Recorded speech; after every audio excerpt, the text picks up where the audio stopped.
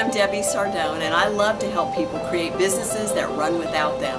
I own 5 businesses, and I'm not involved in the day-to-day activities in any one of them. That wouldn't be possible if I didn't follow certain strategies for creating a business that runs without my day-to-day interaction. So here's something that absolutely has to be managed by the entrepreneur if you're ever going to have freedom in your business.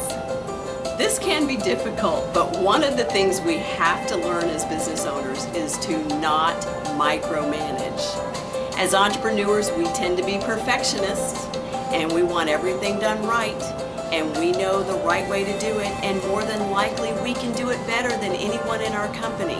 So what happens is we tend to micromanage.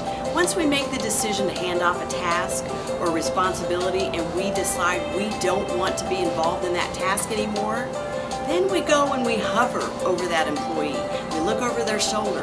We make additional suggestions. We tell them how they could have handled that a little differently, or this is how I would have handled it. We give them all the should-haves and could-haves.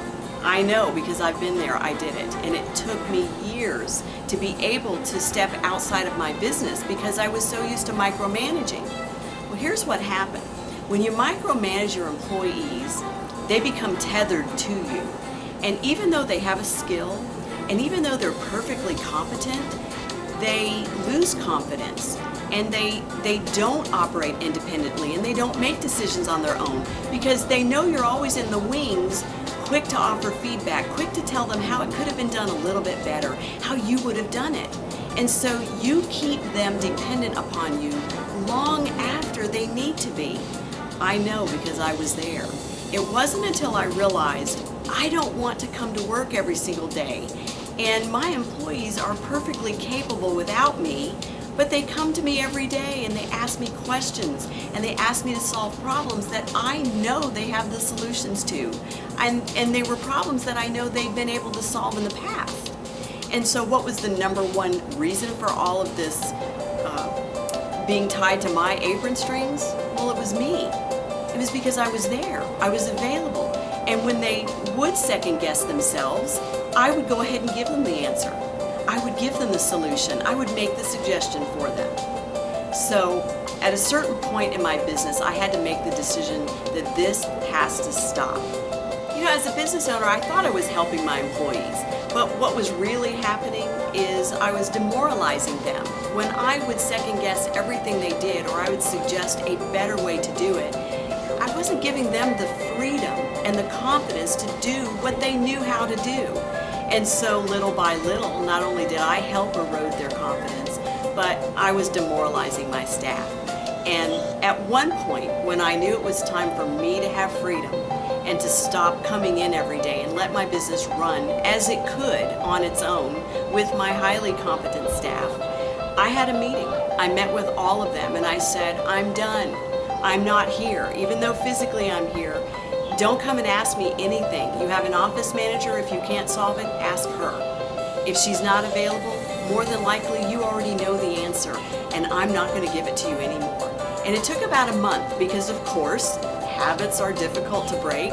They would come into my office. If the office manager wasn't available, they'd knock on the door and they'd say, I just have one quick question. And they'd ask me a question that they'd dealt with dozens and dozens of times before.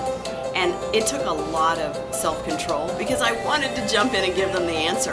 But instead, I had to train myself as the owner to say, you know what, I trust your judgment. Whatever decision you make, I will support you.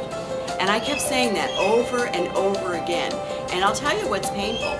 Sometimes they didn't make the right decision. Sometimes they applied the wrong solution. Most of the time they did terrific, but once in a while I didn't agree with what they did. I kept my mouth shut. I did not go in and offer a suggestion on how it could have been better. And as a business owner, that's difficult because occasionally that means our product or our service is going to go out the door in less than the standard we want for it. But if I want freedom for my business, I have to allow that to happen because overall, they are competent or they wouldn't be working for me. And occasionally when they make a mistake, I can't be there to catch them and pick them up because I don't plan on being there. I want the business to run without me. And if you want your business to run without you, you've got to do the same thing. So stop micromanaging your staff. Let them do the job that they are competent to do.